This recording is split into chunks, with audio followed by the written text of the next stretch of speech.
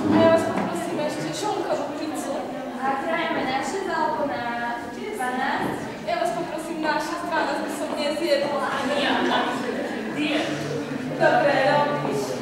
Vieš, čo mám nové? No rozprávaj. No ja som chcela robiť vodičák. Vážne. No, tak ti poviem.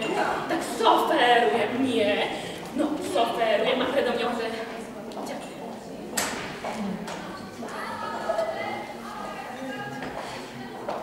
No, ja ti poviem.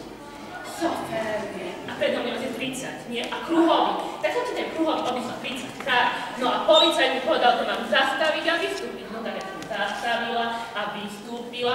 No a on mi povedal, že som nespravila skúšky. Moja, počítala si ty dobre. No teraz si vlastne myslím, že som ten kruhový obysla iba 28 krát. Vieš čo, ja ti poviem.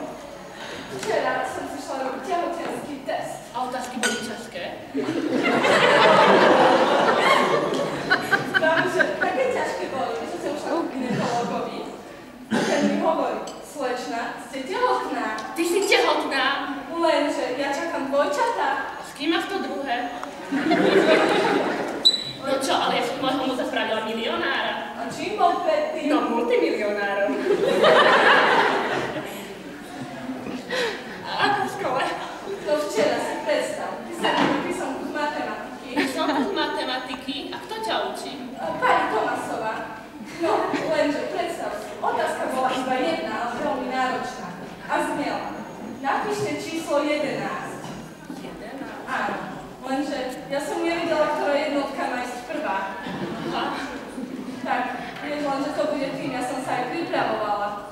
Lenže ja včera pozerala som porno. Ty si pozerala porno? No, ale A ako skončilo? nezobrali sa. Čo? Čo, ale ja ti poviem, ja som krásne nezaujímavú knižku čítala, no veľa osôb a žiaden dej. Tak som išla reklamovať, doniesla som do knižnici a vravím im, veď táto knižka nemá žiaden dej, milión osôb a nič sa tam nedieje. A čo ti povedali? No, že som im zobrala telefónny zoznam.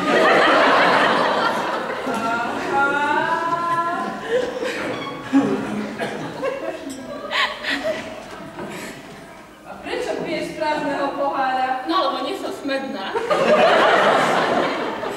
Ale taká zima mi je na ruky. Tak si daj do vecka. Nemôžem, tam mám rukavice. A nepôjdeme už, ktorý autobus ti ide? No ja idem jednotkou a ty? Ja idem štvorkou. No, o 10 minút nám ide 14, zvezieme sa spolu.